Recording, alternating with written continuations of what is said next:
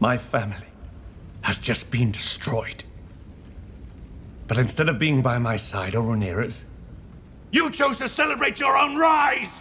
Welcome to Watch Mojo, and today we're counting down our picks for the saddest and most tragic moments in the first 2 seasons of House of the Dragon.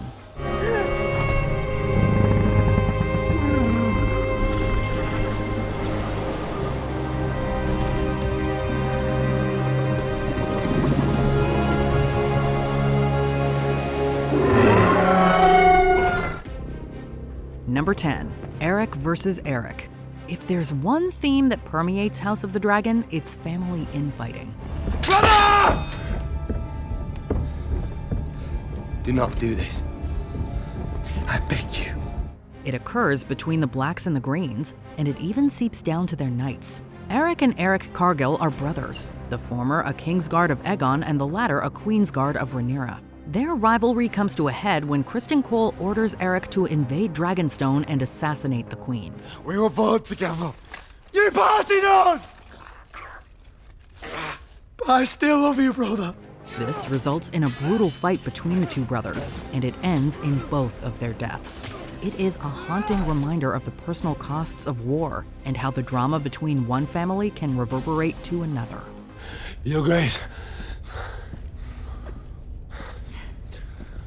Erryk. Forgive me. Number 9, Viseris dies of his illness. The entire first season is steeped in tragedy, as we're forced to watch the slow degradation of King Viserys. The kind ruler contracts an undisclosed illness, which is implied to be some type of leprosy. His physical condition gets worse and worse throughout the season, and viewers are forced to watch every agonizing minute of it. I want us to dine together.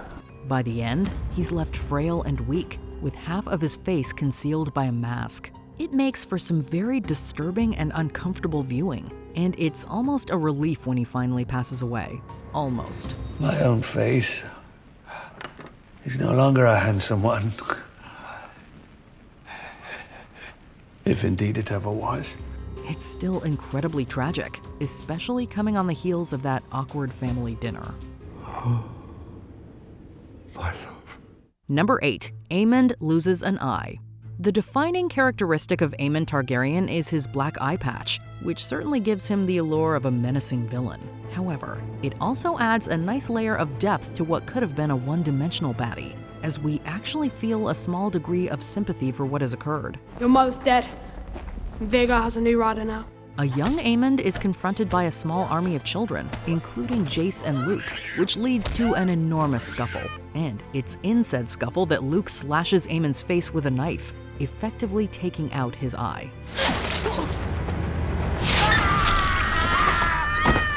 It's a tragic outcome of the simmering family tension, and it signals a horrific shift into physical violence. Do not mourn me, mother. It was a fair exchange. I may have lost an eye, but I gained a dragon. Number 7, Harwin and Liel Strong are murdered. While serving as Lord Commander of the City Watch, Harwin Strong develops a physical relationship with Rhaenyra and fathers Jaris, Lucerys, and Joffrey. Rumors of his paternity spread across King's Landing, and he eventually resigns, returning to Harrenhal with his father Lyonel. Your intimacy with the Princess Rhaenyra is an offense that would mean exile and death. For you, for her, for the children. Meanwhile, Alicent wants Otto to become Hand of the King, the position currently held by Lyonel. I would then ask leave to take my son from court and escort him back to the family seat at Harrenhal. He is my heir, and will be Lord of Harren's castle one day. It is time he assumed his duties there. So, her good buddy Larys Strong decides to give her what she wants. Larys proceeds to commit a double act of patricide and fratricide, having both Harwin and Lyonel burned to death inside of Harrenhal. This ploy is highly reminiscent of the political machinations seen in Game of Thrones, however tragic they may have been. The Queen makes a wish. What servant of the realm would not strive to fulfill it? Number 6, Joffrey is killed by Criston Cole. We didn't care so much when another Joffrey died. This time, it's a little different. You will need a sworn protector. Joffrey Lonmouth has a loud mouth, and he gossips with Laenor Velaryon at the latter's wedding. He correctly deduces that Laenor's new wife Rhaenyra is secretly sleeping with Criston Cole. Joffrey approaches Cole and covertly mentions this affair, and Cole interprets this as a form of blackmail. Sir Laenor is quite dear to me. As I know, the princess is to you. But we should swear to each other to guard them and their secrets. Because if those are kept safe, then so are we all. So, he viciously beats Joffrey to death in front of the entire wedding, and it proves to be one of the show's most shocking sequences. Not only is it horrifically violent, but the pained cries of Laenor are almost too much to bear.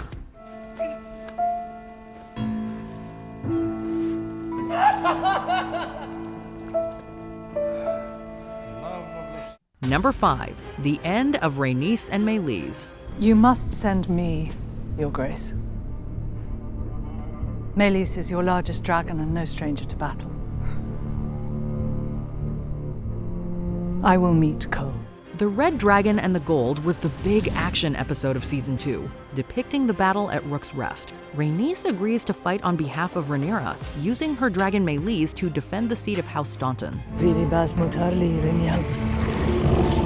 This is the first major skirmish of the Dance of the Dragons, and it does not disappoint. Unfortunately, there is major collateral damage in the form of Rhaenys and Meleys, who are attacked by Aemond atop Vhagar. Ankos Meleys.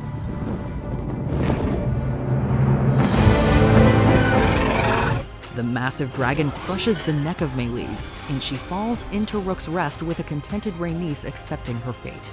It's a huge blow to both the Blacks and the fans, who perhaps wished that Rhaenys stuck around just a little bit longer. Number 4. Aemond kills Lucerys.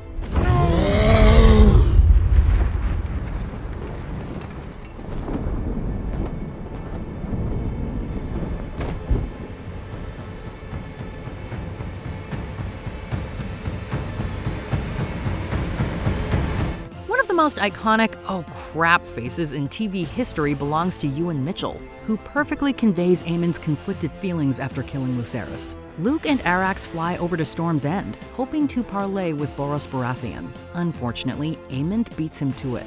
After a failed meeting, Aemond demands that Luke cut out one of his eyes in retaliation for his own. A literal eye for an eye. No.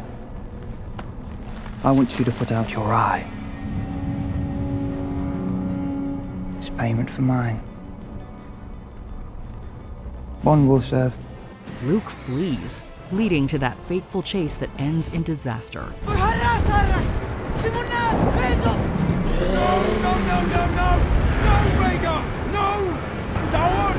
It's the perfect way to end the season, the visual of Arrax's battered corpse signaling the start of the dance. Number 3. Laena is killed by Vhagar. Riders have an intense and personal bond with their dragons, which makes it even more upsetting when they're involved in their deaths. I was without one until I was 15 years old. And now I ride a Vagar, the largest in the world. This is what happens with Laena Velaryon, who suffers terrible complications in her pregnancy. Knowing that she is likely to die, Laena goes out on her own terms and decides to have Vhagar incinerate her. Vagar, Dracarys!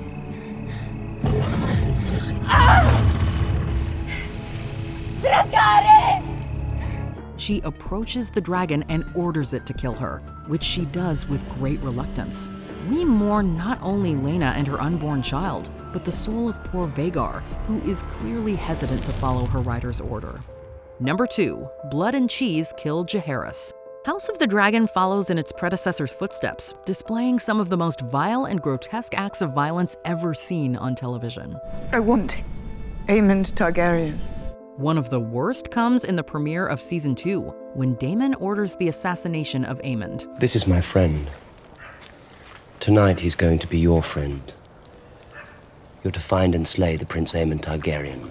Unable to find him, Blood and Cheese turn their attention to young Jaris, who is soundly sleeping in his cot. We don't see the murder itself, but the sound design and the look of complete terror on Helena's face are more than enough to fill in the gaps. No. She's telling true. Even by Game of Thrones standards, this is shocking stuff, and we are unlikely to forget it anytime soon. Before we continue, be sure to subscribe to our channel and ring the bell to get notified about our latest videos. You have the option to be notified for occasional videos or all of them. If you're on your phone, make sure you go into your settings and switch on notifications. Number 1. Aemma and Balon's funeral. House of the Dragon received some criticism regarding the death of Aemma. They're going to bring the babe out now. For some, the visuals of the cesarean, compounded with the general trauma of the scene, was simply too much to bear. It's a devastating sequence and is deeply tragic, especially owing to the terrified reaction of Aemma, whose agency in the matter is completely stripped away. It's all right. Please. It's all right. No, I'm scared. Nothing. Don't be scared. What's happening? Don't be scared. Unfortunately, her son Balon also dies not long after. Their resulting funeral is incredibly difficult to watch and packed with emotion. The acting is spectacular, the visuals are heartbreaking, and the music swells with sorrowful notes. It's quite a bold way to open a show, but this franchise is nothing if not bold. Dracarys!